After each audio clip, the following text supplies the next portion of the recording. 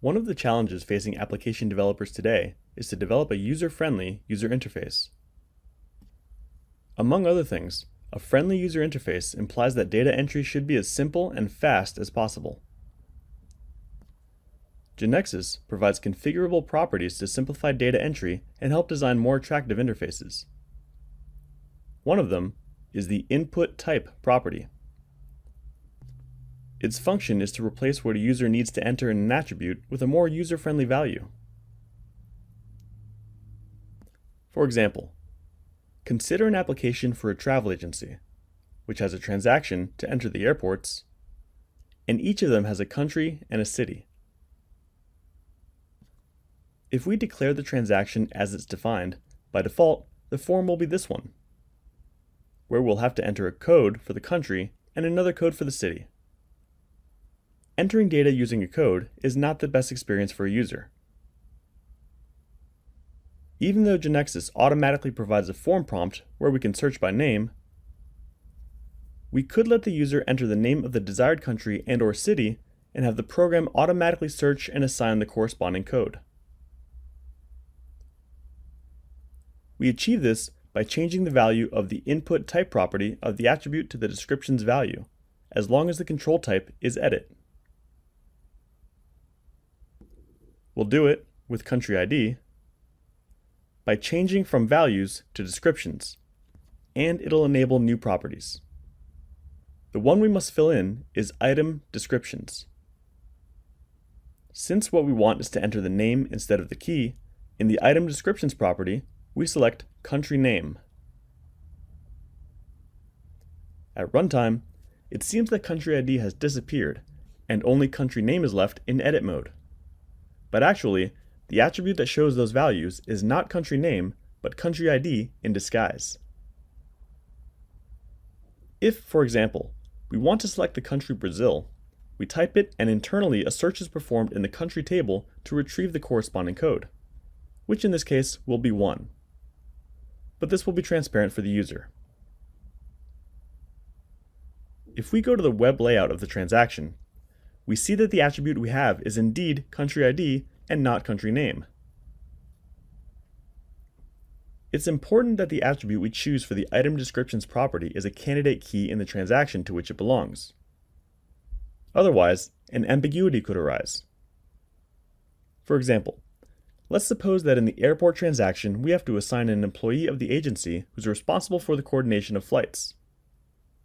To do so, we enter the employee ID and employee name attributes of the employee transaction. If we change the input type property of employee ID to descriptions, and in item descriptions we place employee name to enter the employee's name instead of the key, we may get an ambiguity error. Since employee name is probably not a candidate key, there can be 2 employees with the same name.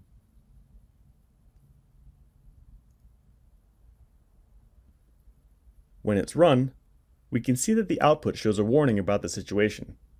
If we enter a name, and there's more than one record with the same name, an error will be displayed because it will not know which one to keep. Therefore, it's always important to take this into account. Another consideration is that the attribute entered in item descriptions must be in the transaction where we use this property. Otherwise, an error will be thrown. And it must also be of char or varchar domain. We can configure this input type property and its associated item descriptions at the attribute level as we've just seen. If it's applied in this way, it will have this behavior in each transaction where the attribute appears, except in its own transaction, in this case, country. However, we can also configure these properties directly in the web layout of a transaction, and it would only apply to that form. In this case, we must take into account that the dynamism is lost, and that you'll have to manually change the name of the label and delete the description attribute that will no longer be necessary. We can also use this functionality in any panel or web panel we have. This behavior is similar to when we configure an attribute that's a foreign key with the dynamic combo box type. The difference here is that we cannot type the desired value, but we choose it among the displayed options.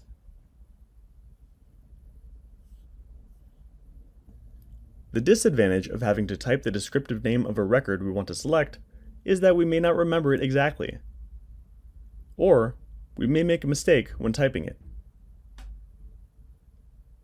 To help the user when entering values, next to the input type property set to descriptions, the suggest property is displayed.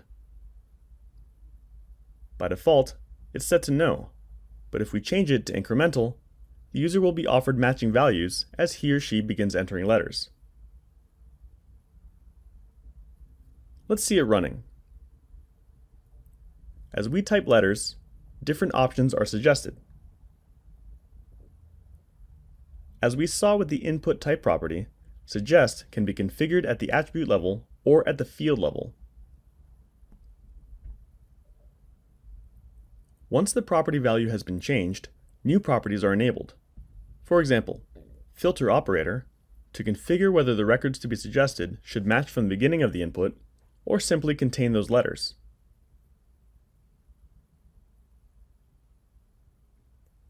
Also, if we want the filter to be case sensitive or not, or even to be able to set a limit of records to be suggested, by default, it's set to 5.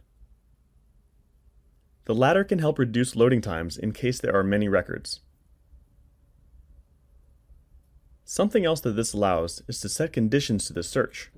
For example, if for some reason we only want to display the countries that begin with the letter S, we can enter the following condition. At runtime, if we enter any other letter, it will not suggest the matching records. Even if we enter the name of a country that exists in the database, it won't find it. That is, it neither suggests it, nor allows us to register it. Another property that appeared is instantiated attributes. Here, we have another way to limit the set of possible values that will be suggested for entry. It's used to filter a set of attributes based on other attributes that cannot be directly inferred.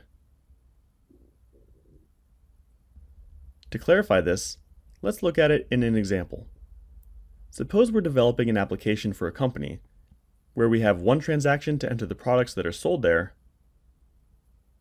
and another transaction to enter the suppliers of those products. In turn, for each supplier, we record the products that this supplier provides and the company sells. In addition, we have another transaction that will be used to enter claims about a certain product and supplier. Let's suppose that each product will have a unique name, and we're interested in searching for products by typing their name. So we configure the product ID attribute with input type in descriptions. And in item descriptions, we set product name. We leave the suggest property set to incremental so that it suggests the records.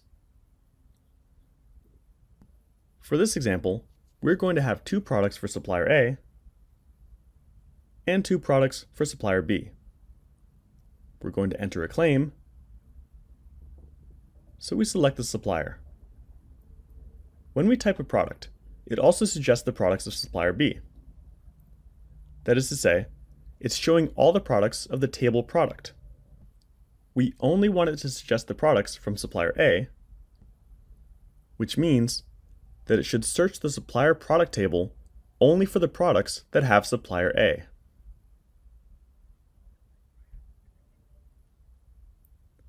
The property that we've just seen, instantiated attributes, is precisely for limiting the set of possible values displayed and/or entered, based on information that we've instantiated in the transaction.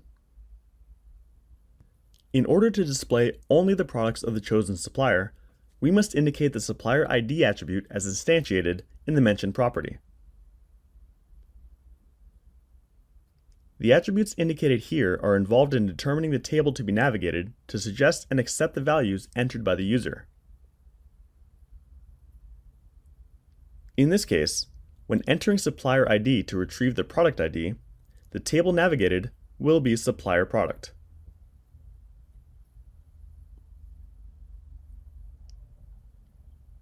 At runtime, we can see that now it only brings the products of the chosen supplier. For the dynamic combo boxes, it's also possible to use the instantiated attributes property, as well as the conditions property. As we've seen, the use of the dynamic combo box is similar to when we set the input type in descriptions. One difference is that the edit controls allow typing values even different from the suggested ones, while the combo controls do not. Another difference is that in the edit controls, as we saw, you can specify a maximum number of values offered with the max items property. And in the dynamic combo, that's not possible. Therefore, if the number of records is very large, it will still load all of them, and that's an advantage of the edit controls. This is a summary of the use of the properties shown. To learn more, we recommend you explore our wiki.